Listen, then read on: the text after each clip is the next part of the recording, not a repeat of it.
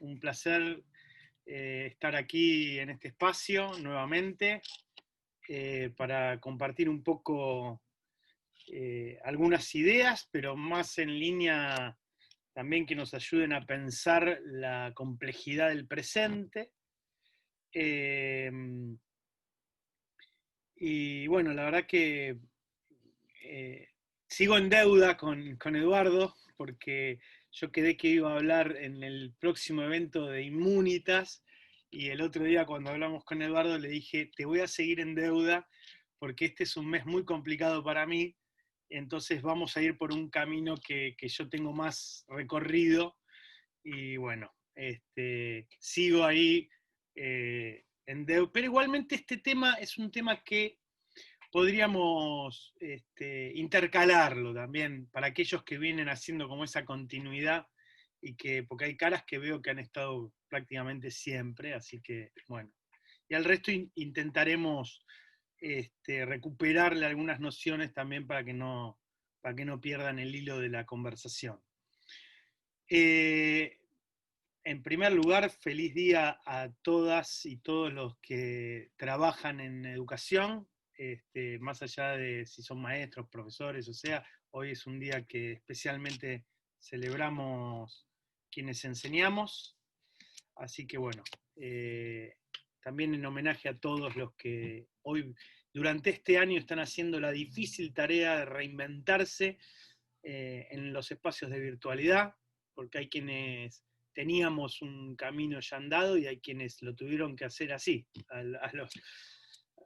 como se puede, digamos, y cómo estamos un poco todos afrontando esta situación.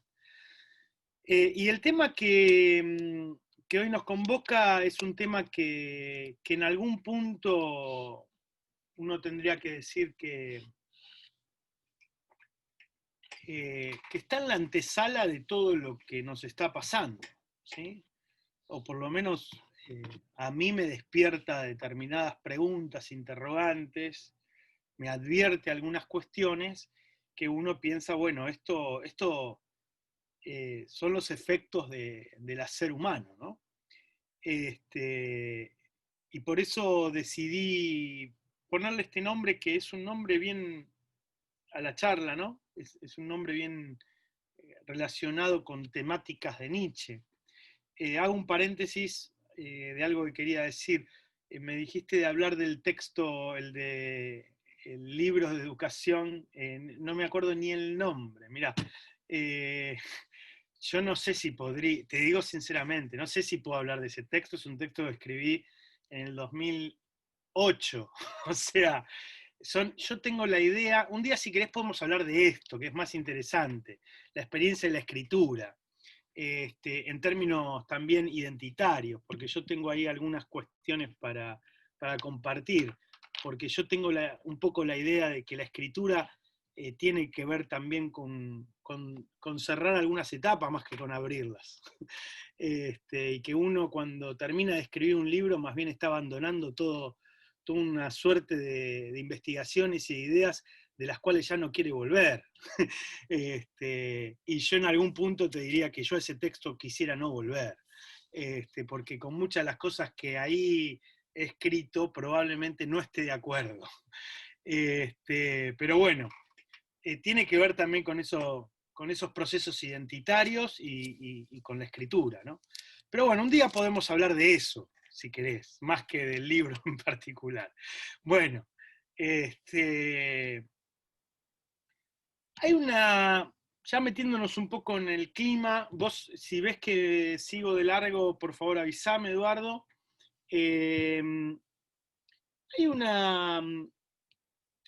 Yo elegí poner ahí dos palabras muy fuertes en la idea de crueldad y la idea de lo viviente. La crueldad hacia lo viviente. Esto es, uno podría decir que sintetiza fundamentalmente dos obras, a ver, unas cuantas, ¿no? Pero digo, dos obras de Nietzsche hacen una fuerte alusión a esta temática o la ponen en cruce, porque uno tendría que ver hay una frase que dice Nietzsche, yo lo puse ahí, pero se las recuerdo, en el Zaratustra, en un momento dice, estoy en el parágrafo de grandes acontecimientos, dice, la tierra, dijo él, tiene una piel. Esto dice Zaratustra, ¿no? La tierra, dijo, tiene una piel. Y esa piel tiene enfermedades. Una de ellas se llama hombre. Es una imagen fuerte la que nos ofrece y la que nos propone Nietzsche a través de esta figura del Zaratustra. El hombre como enfermedad de la piel de la tierra. ¿Sí? Este sería como... es el título de un artículo que escribió Mónica Craniolini, que es la que dirige la revista de Instantes de Azar, es donde yo soy parte, y que ahí un poco sintetiza varias de estas cuestiones que yo hoy voy a comentar. Primero pensar esto, ¿no? Quisiera detenerme en esta idea. El hombre como enfermedad. ¿Sí? Después, si quieren, vamos a de la piel de la tierra, para poder pensar esta idea de crueldad hacia lo viviente. Uno, digamos, esta idea del hombre como enfermedad no es una idea exclusiva de Nietzsche. Esto lo pudieron haber leído o escuchado en otros autores, no necesariamente de la filosofía. Sobre todo, uno podría decir en autores que tienen una tendencia pesimista, etcétera, etcétera. Sin embargo, Nietzsche no es un pesimista. Si bien estuvo vinculado a un pesimista, él no es pesimista, todo lo contrario. Entonces, ¿qué significa el hombre como enfermedad? Bueno, lo primero que tenemos que entender es que Nietzsche, esto lo habíamos ya trabajado en una charla, y me imagino que si alguna vez trabajaron Nietzsche con otro disertador, seguramente también lo mencionó. Nietzsche, el concepto de hombre, claramente, él se suma a la tradición filosófica en la cual se entiende que el hombre no es una naturaleza dada. Es decir, nosotros no tenemos una sustancialidad previa que debe ser realizada en nuestra historia personal, sino más bien que tiene que ver con estas hoy muy presentes en nuestra cultura actual, sobre todo a partir del constructivismo. El hombre tiene que ver con una construcción. Ahora, también es cierto y es importante marcar que esa construcción no es la construcción de una libertad individual, ya que toda constitución se hace a partir de elementos que ya previamente están dados en esa cultura en la cual uno nace, por decirlo de alguna manera. Entonces, él lo que plantea cuando dice el hombre como enfermedad es, hay un modo de ser del hombre, que no es el único posible, pero que es el que está operando hegemónicamente en Occidente, y que ese modo de ser del hombre es una enfermedad para la tierra, es una enfermedad para lo viviente. ¿Sí? Está ahí en la piel de la tierra. Cuando dicen la piel de la tierra, quiere decir que, no ha todavía, siglo XIX, habría que ver si hoy podríamos decir que solamente está en la piel de la tierra. En el siglo XIX todavía es algo que puede ser transformado. Igual Nietzsche es bastante escéptico con la idea de, en algunos fragmentos de La genealogía de la moral, un libro posterior a El Zaratustra, en algún punto dice, no sé si todavía es posible transformar esto, pero en algún punto igual hace la apuesta, ¿sí? A decir, bueno, ¿y cuál es esa enfermedad?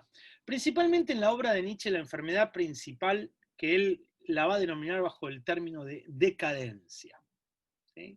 Para quienes son lectores de la literatura decimonónica, sabrán que en los círculos literarios de Europa, en Francia, por ejemplo, ya circulaba toda una lectura de los decadentes, ¿sí? que en ese momento no fue un movimiento literario en sí mismo, o por lo menos ellos no se quisieron concebir así, pero que tuvieron mucha influencia en su época. Pero también tenemos que ubicar a ese siglo XIX con todo el movimiento de anarquistas, no solamente literarios, también políticos, filosóficos. O sea que el siglo XIX es un siglo de mucho movimiento cultural, de movimiento artístico, de movimiento filosófico, científico, etc. Y Nietzsche está ahí, ¿sí? Y detecta cierto modo de ser. ¿Y qué implicaría ese modo de ser? Que él lo va a entender como decadente. Que después le va a sumar varias palabras ese término decadente. Una de las más conocidas es la idea de nihilismo. ¿Sí? Pero el nihilismo, en definitiva, para Nietzsche es una palabra que hace referencia a la decadencia humana, a la decadencia cultural. Este modo de ser del hombre tiene que ver con lo que podríamos definir en términos metafísicos, el ser con. ¿Sí? Es decir, que en algún punto ahí se define lo que podríamos decir una ontología, porque habla del ser, ¿sí? Y en el con, esa relación del ser con, implicaría una ética y una política. Entonces ahí están justamente cuál es el modo en que se constituye lo humano y cómo piensa las relaciones entre los vivientes humanos, no humanos, e incluso podríamos agregar cómo agrega las relaciones con lo no viviente, ¿sí? Que es un tema que todavía en el siglo XIX, podríamos decir, no está tan tematizado como en el siglo XX, pero que ya empieza a aparecer. Hoy nosotros lo tenemos como mucho más presente, ¿no? Porque tiene que ver justamente con toda la problemática, o sea, a ver, a partir de la lectura de Nietzsche, el filósofo alemán del siglo XX, Martin Heidegger, hace todo un desarrollo respecto justamente de esta problemática de lo que él va a definir como el avance de la tecnociencia, ¿no? Y entonces en ese avance de la tecnociencia va a tener que ver específicamente con esto que va a decir Nietzsche como la enfermedad de la piel de la tierra. Él lo que ve es que el mundo en el cual vivimos es ese proceso de objetivación, de cosificación, que va haciendo el hombre, de racionalización del mundo, que va haciendo el hombre moderno a través del desarrollo de la técnica y de la ciencia, ese conjunto, ¿sí? Ese binomio inseparable que nace en la modernidad, nace el binomio, ¿no? En ese modo, digo. No la técnica y no la ciencia, eso, quiero dejar claro eso. En ese desarrollo se empiezan a establecer justamente una relación que hasta el momento no había sido desarrollada, en la cual el hombre ya no ve a su medio como el lugar que debe establecer un cierto cuidado, porque su vida depende del cuidado de ese hábitat, sino que lo empieza a entender como un recurso financiero, económico, ¿sí? Bueno, ahí aparece toda la teoría y la crítica a la teoría, obviamente, del capital. Eso va a estar en el fondo de este texto, o de estas ideas de Nietzsche. Nietzsche, cuando piensa los modos de ser del hombre, él podríamos decir que él va a ir en contra de los modos de ser establecidos. Él analiza en el Zaratustra el modo de ser en la montaña, en la ciudad, en el mercado, en el mar. Va analizando distintas figuras, distintos lugares donde van habitando, ¿sí? Los hombres. Y ahí obviamente va delineando distintas modalidades de ser del hombre. Habla de los últimos hombres, habla los aventureros, habla del eremita, habla de los hombres superiores. Bueno, hay una extensa caracterización, incluso más minuciosa que esta que acabo de hacer. Esta sería como la más macro. Pero sin embargo, él va detectando, Zaratustra va detectando que todos estos hombres tienen tienen la misma enfermedad. Y es una enfermedad, en definitiva, que envenena y que asfixia a la Tierra. ¿Por qué? Porque principalmente hay una ruptura con lo viviente. Es decir, lo que Nietzsche capta con mucha claridad en el siglo XIX es una ecuación que le funciona muy bien a la Ilustración, como podríamos decir, como el culmen de todo un desarrollo cultural, en el cual la cultura, ¿sí?, empieza a oponerse claramente a la naturaleza, y esa Bildung alemana, que tiene que ver también con... implica un dominio de esa naturaleza, una imposición a esa naturaleza. Pensemos solamente en Hegel, ¿sí?, cómo entiende en la dialéctica del amo y del esclavo. Hegel claramente evidencia cómo el amo, ¿sí?, es el que tiene la idea, y el esclavo es el que materializa la idea en el tiempo, en el devenir de la historia. Por lo tanto, el esclavo es el que materializa la idea del amo, y en ese materializar la idea del amo produce la cultura. Y esa cultura justamente se va cruzando con lo que él va a entender como la historia. Así, Hegel en 2 palabras, no es mi intención meterme en Hegel. Pero ahí vemos justamente esa dinámica. Podemos ir a otros relatos de esa misma época, un poco más anteriores.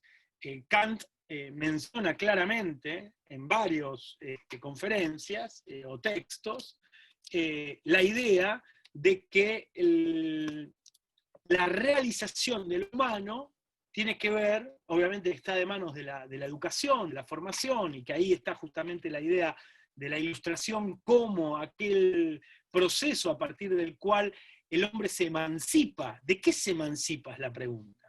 El hombre se emancipa del dominio del cuerpo, del dominio de los instintos. ¿Por qué? Porque la razón logra dominar a esos instintos. O sea, el yo, el alma, el espíritu, domina lo corporal, lo instintivo, y en ese dominarlo, ¿sí?, se impone sobre lo que podríamos decir la naturaleza. La cultura se impone sobre la naturaleza. En este imponerse, Nietzsche ve justamente que ahí el hombre se distancia de lo viviente, y no solamente se distancia, sino que se diferencia de lo viviente. El hombre no es un animal. Entonces ahí es cuando en Nietzsche nace esa idea que va a aparecer una y otra vez en el Zaratustra, de que el hombre es algo que debe ser superado. Y esta idea va a recorrer todo el Zaratustra. Entonces ahí obviamente vemos, ustedes, como habrán escuchado más de una vez en el tiempo actual, se habla mucho de poshumanismo. Y ahí tiene que ver con esto, tiene que ver con que justamente la idea del humanismo, una de las ideas fuertes del humanismo, es la distinción del humano a través de la razón y su diferenciación con todo el resto de la naturaleza. Entonces, en esa idea, una de las ideas, ¿no?, del humanismo, pero es una de las ideas fuertes, es decir, el humanismo tiene una característica antropocéntrica muy fuerte, pero no solamente antropocéntrica, sino también logocéntrica, ¿sí?, en el sentido de la razón en el centro de esa distinción con el resto de lo viviente. Entonces, Nietzsche entiende que esa es una de las razones por las cuales el hombre empieza a necesitar superar esa idea, superar esa figura, y por ello, en el prólogo del Zaratustra, aparece esta imagen de que Zaratustra va caminando atraviesa el bosque para ir a la montaña y lleva consigo cenizas. Muchos se han preguntado qué son estas cenizas que lleva Zaratustra. En ese camino se encuentra con un anciano, ¿sí? Que es un eremita en realidad. Y el eremita, cuando ve que Zaratustra va a la montaña, pasa 10 años en la montaña, en la soledad, y baja luego. Y cuando baja se vuelve a encontrar con el eremita, que sigue ahí en el bosque, y que, dice Zaratustra, todavía no se ha enterado de la muerte de Dios. Y el eremita lo ve distinto a Zaratustra. Dice, tú eres Zaratustra, pero sin embargo no eres el mismo, porque eres ahora un despierto. Hay un gesto muy interesante ahí, en ese llevar las cenizas a la montaña y volver transformado. Porque Zaratustra, ¿qué es lo que lleva ¿de qué son las cenizas? Es el hombre viejo, ¿sí? Es el hombre viejo que Zaratustra va a dejar en su soledad para volver justamente a comunicar a los hombres el ultrahombre, ¿sí? El ultrahombre, que es aquel que es capaz de crear valores nuevos, de crear nuevos sentidos, y que no queda atrapado en un único sentido, como si fuese la única verdad. Entonces, hay un poco la necesidad de atravesar el ocaso, ¿sí? De atravesar el ocaso para un nuevo mediodía, ¿sí? Que vendría a ser justamente la figura del despierto. Hay un texto que me gustaría compartirles, no es muy extenso, así que me voy a tomar el atrevimiento de leerles un rato de filosofía este viernes, del Día del Maestro.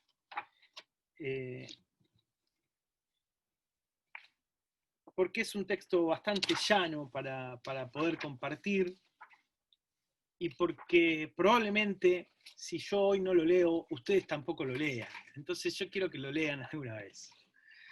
Es un texto bastante sencillo, ¿sí? Es de Humano demasiado humano, linda expresión esa, ¿sí?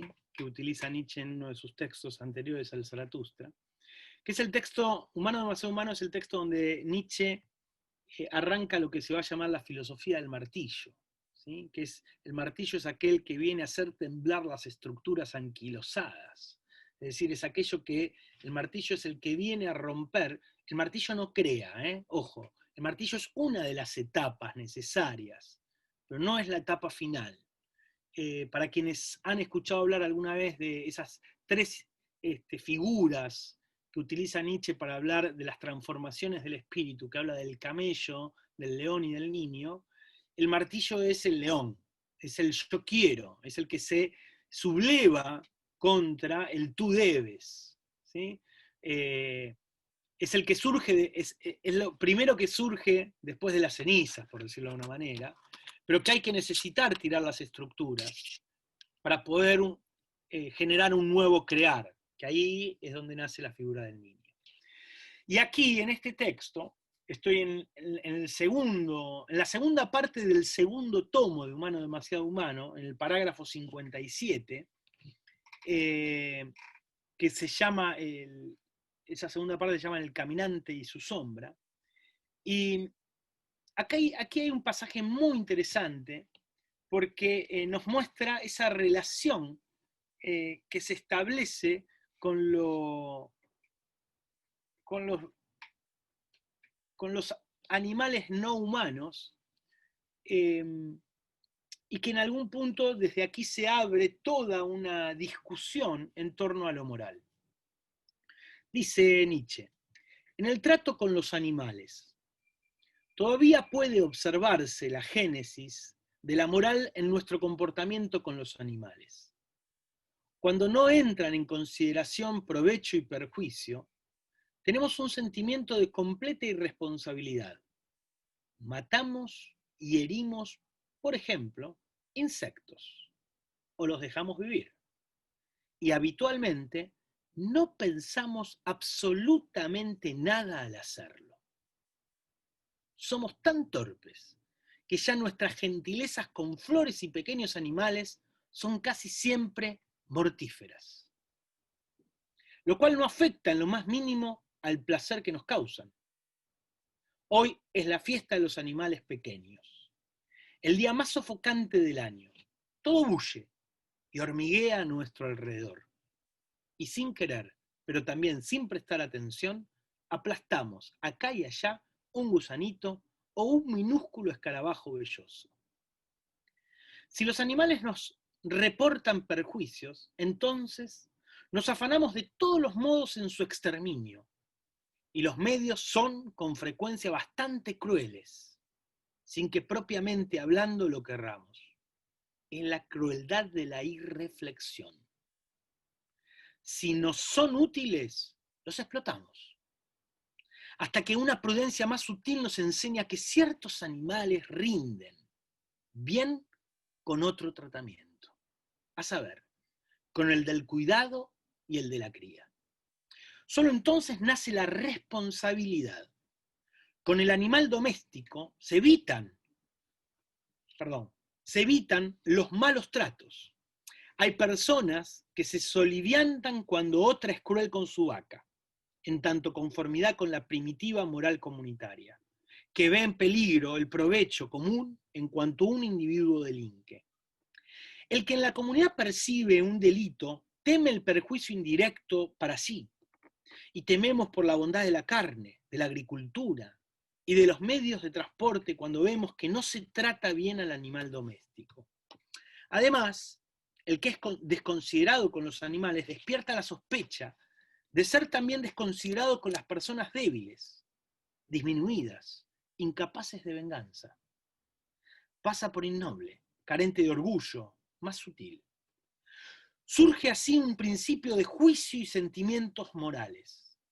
Lo mejor lo añade la superstición. No pocos animales incitan al hombre con miradas, sonidos y gestos a proyectarse en ellos. Y no pocas religiones enseñan a ver bajo ciertas circunstancias en el animal la residencia de las almas de los hombres y de los dioses. Por eso recomiendan en general más noble precaución y aún respetuoso recato en el trato con los animales.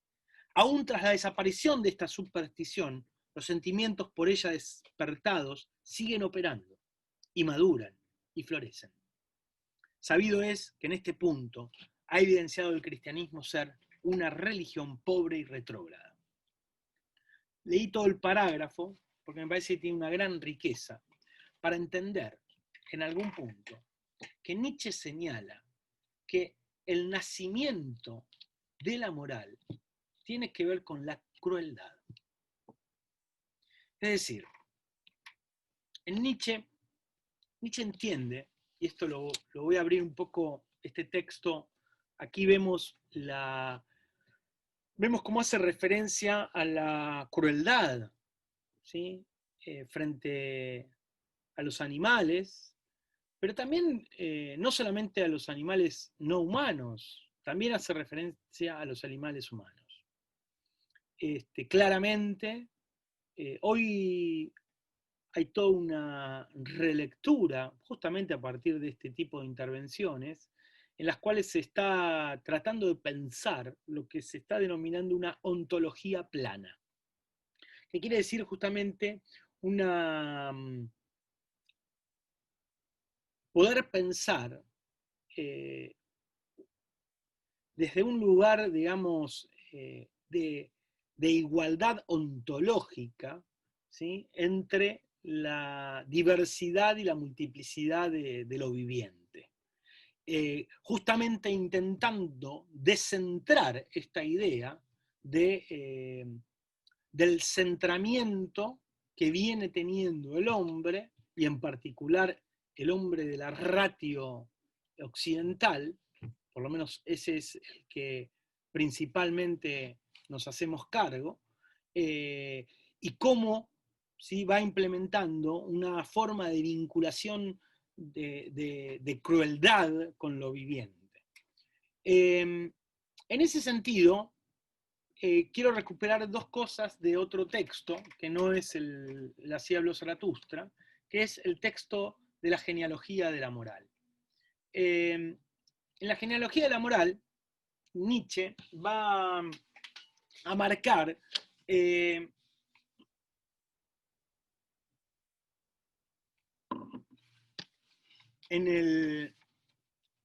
el segundo tratado, arranca diciendo que el hombre es el animal que hace promesas. Y que este hacer promesas, explico esto para que se entienda un poco cómo es el razonamiento de Nietzsche en este punto. El hacer promesas es justamente el que va a terminar generando lo que él va a denominar el hombre calculador, ¿sí? O el sujeto de cálculo, si lo queremos actualizar un poco. Porque cuando nosotros prometemos, ¿sí? Cuando el hombre promete, lo que inaugura es una memoria. Inaugura una memoria, pero a su vez, en ese inaugurar una memoria, va a generar justamente un dominio del tiempo, un dominio de sí. Y un dominio, o sea, un dominio del tiempo y un dominio de sí. Y un dominio del tiempo en términos de que compromete un tiempo futuro como si fuese presente. Y se compromete en ese tiempo futuro, ¿sí?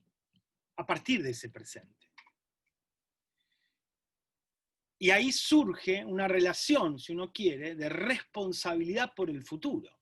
Porque la promesa implica que yo hoy esté aquí, por ejemplo.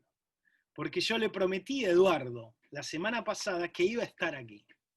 Entonces eso me llevó justamente a generar una suerte de cálculos en los cuales yo pueda cumplir mi promesa.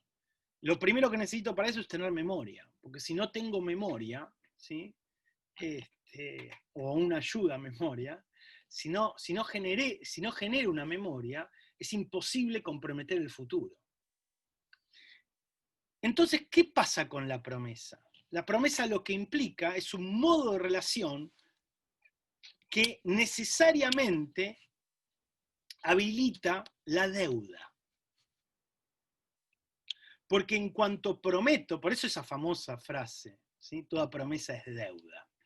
Toda promesa es deuda no solo porque no la puedo cumplir, sino también porque al prometer estoy ya en deuda. Estoy endeudando mi futuro, ¿sí? El presente hace que yo diga, mañana voy a hacer tal cosa, te lo prometo. Entonces yo ya estoy en deuda con ese futuro que mañana será presente. Después veremos si lo cumplo o no, ese es otro problema. Pero para eso vendrá otra estrategia que tiene que ver con la penalización, ¿sí? Pero de eso es un tema que Nietzsche trabaja en el tercer tratado de la genealogía moral, pero yo no me voy a meter hoy en ese tema porque no nos da el tiempo. Ahora, ¿qué pasa con este sujeto de cálculo, con esta promesa y esta deuda? Ahí hay una tendencia muy clara, que es el hombre calculador, ¿sí? Es un hombre, no solamente es calculador, sino que también es calculable. Y esto implica que es un ser necesario, es un igual entre iguales, es uniforme, se ajusta siempre a la norma y a la regla. ¿Sí? ¿Por qué? Porque puede ser anticipable. Y ese hombre calculador está lejos justamente del olvido. No puede tener olvidos. ¿Sí? El cálculo implica no olvidar. El cálculo implica que ahí Nietzsche dice, y el no olvidar va a implicar la imposibilidad de la felicidad, de la jovialidad, de la esperanza, del disfrutar el presente, porque siempre vamos a estar proyectados a un futuro y atravesados por esa memoria y por esa promesa, por esa deuda, en definitiva. Entonces la memoria, ¿sí? es una memoria en la cual la voluntad dice, yo haré, yo quiero. Ahí aparece nuevamente esa promesa, que claramente se engancha con la cuestión de una lógica de intercambio, ¿sí? Que es la lógica de lo que podríamos decir la lógica del mercado, que es la lógica de los últimos hombres, ¿sí? Que es la lógica de la reciprocidad. Ahora, ¿qué pasa con la memoria? Él dice, bueno, ¿cómo se genera la memoria? Bueno, la memoria se genera por medio, dice Nietzsche, de la sangre, del martirio y del sacrificio. Hay algunas frases, a ver si tengo alguna por ahí, hay algunas frases que no son para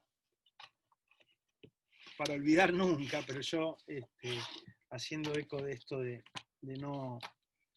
intentar salir de un sujeto de cálculo, las olvido. En la cual Nietzsche dice, esto es lo que siempre pasa, que uno prepara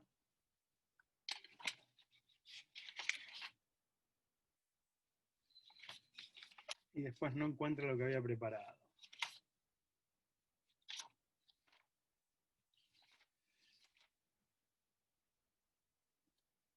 Bueno, les recupero la idea, aunque no sea en detalle, ¿no? Pero básicamente lo que... Ahora me quedé, ahora me quedé con eso ahí, que mi mente quiere traerlo al presente. Pero no lo estoy logrando, vamos a dejarlo. Bueno, lo que les decía, que entonces, en esa memoria, en ese inscribir la memoria, lo va a hacer a través del martirio, a través del sacrificio, porque lo que necesita ahí, en definitiva, son generar ideas imborrables, ¿sí? Que ahí es donde van a surgir lo que vamos a llamar como las prácticas ascéticas.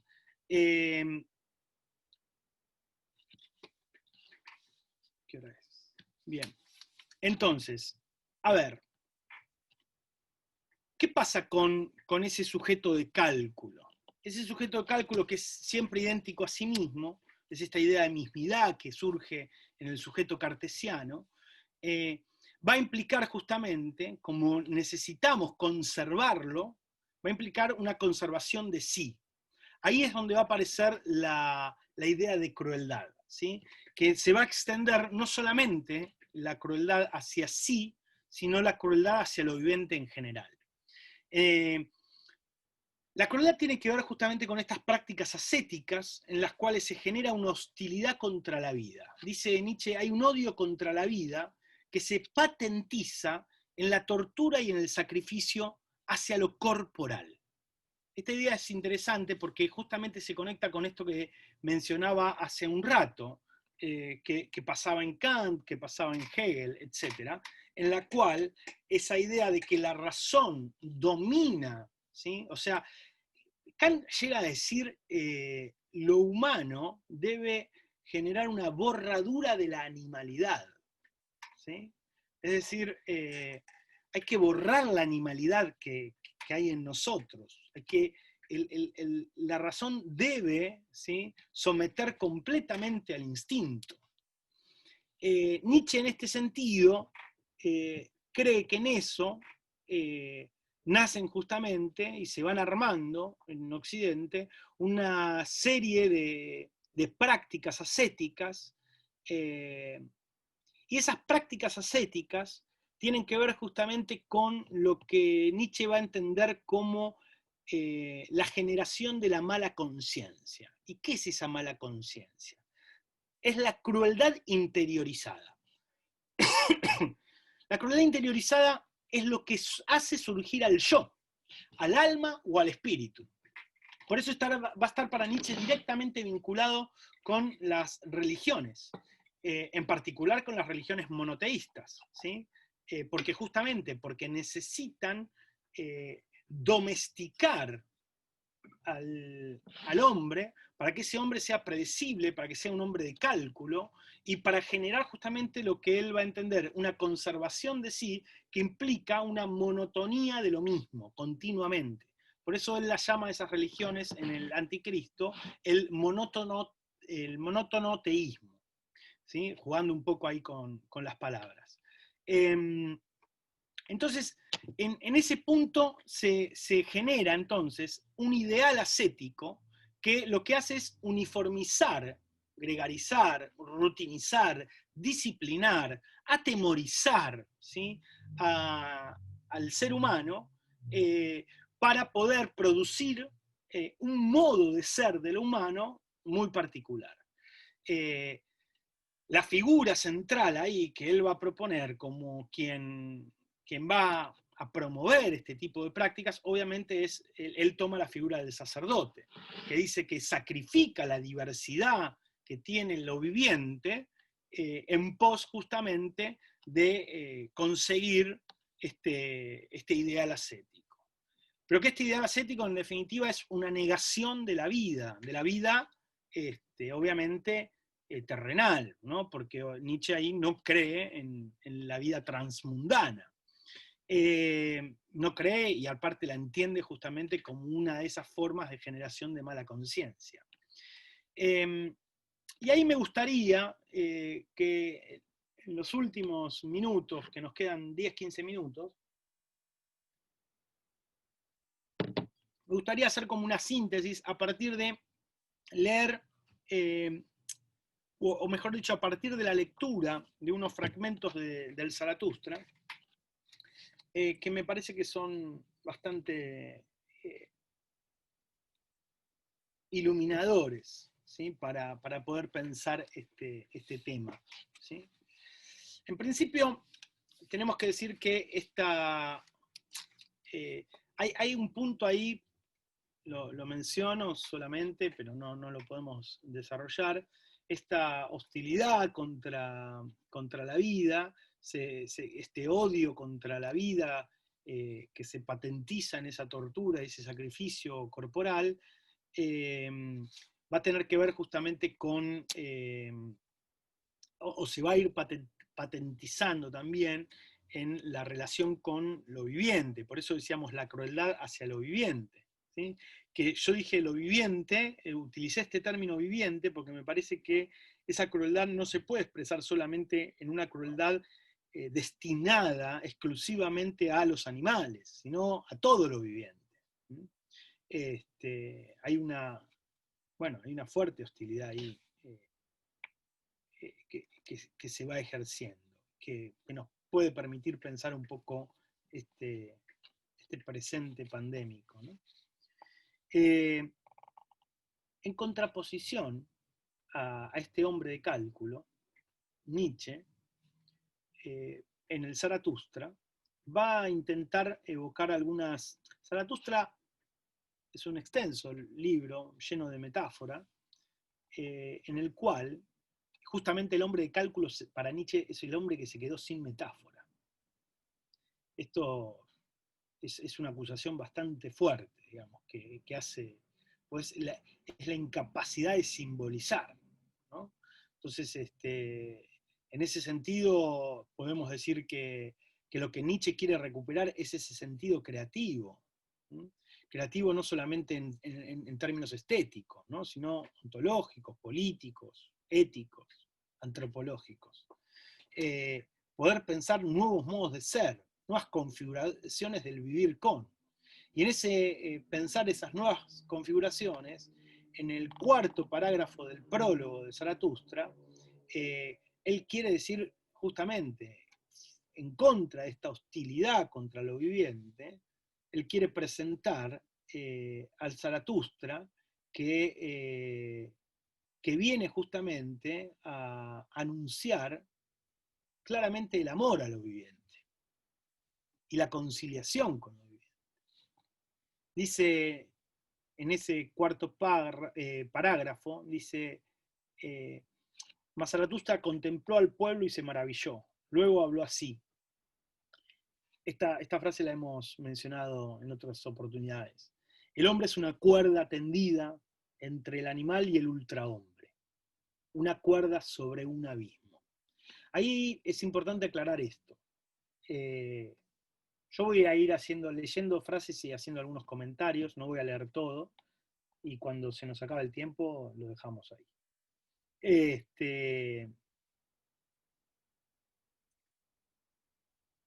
Nietzsche no quiere volver románticamente a la vida animal. No es eso lo que está proponiendo. Nietzsche tiene claro que el hombre no puede volver a ese lugar. Pero eso no significa que el hombre se deba quedar en el modo de ser que está. Ahí es donde él dice, es una cuerda sobre un abismo. O sea, no hay un fundamento, no hay una sustancia humana que nos defina en cuanto tales, que nos diga que estamos destinados a vivir de tal modo o de relacionarnos de tal manera. ¿Sí? Entonces, ahí es donde nosotros podemos, diría Nietzsche, transvalorar esa realidad. Y generar, eso es el ultrahombre. El ultrahombre es la figura que nos mueve a salir siempre del lugar en el que estamos. Tampoco es una meta el ultrahombre, ¿sí? Sino que justamente esa figura es esa invitación a estar siempre en una situación de salir de aquí.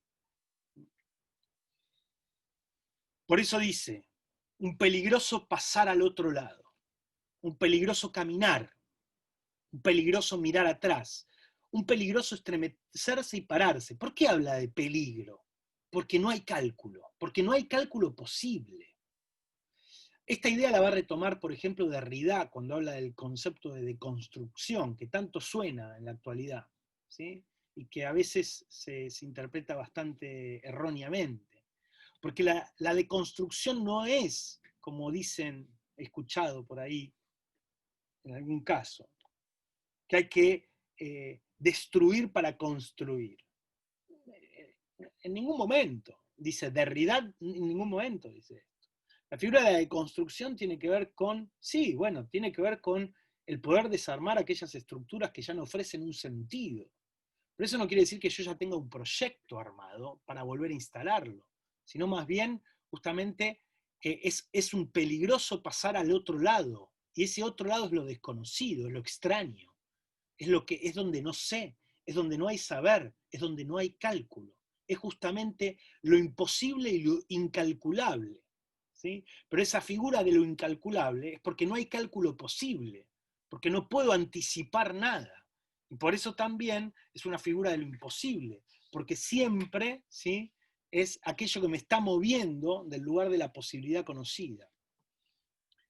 La grandeza del hombre está en ser un puente y no una meta. Esto que decía recién. Lo que en el hombre se puede amar es que es un tránsito y un ocaso. Acá evidentemente está discutiendo con todos los ideales de la ilustración, del positivismo, de toda esa época, que entendían que el modo de ser del hombre había llegado a su máxima expresión. Un Hegel que entiende que él y Napoleón realizaron la historia y el saber absoluto. O sea, evidentemente, ¿sí?, evidentemente Nietzsche ahí está discutiendo con la coyuntura, ¿sí?, de esa Europa del siglo XIX, pero también nos está dejando un mensaje a los porvenir, ¿sí?, en el sentido justamente de poder entender de que bueno, nosotros hoy lo tenemos como más claro, ¿no? No sé, por lo menos teóricamente. Y ahí empieza con una serie de yo amo. Zaratustra dice yo amo. No dice bien, porque, digamos, el Zaratustra está siempre jugando con...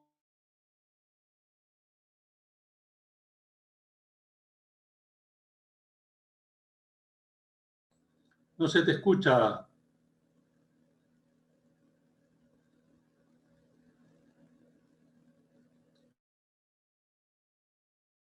Hola, hola. Tengo el micrófono bien, ¿eh? Ahí sí, ahí sí, ahí sí, ahora sí. Bueno.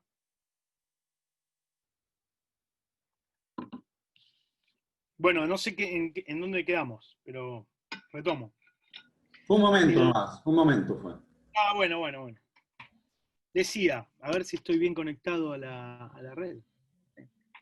Bueno, decía que no dice, por ejemplo, bienaventurados los que, sino que ahí, acá dice yo amo a, ¿sí?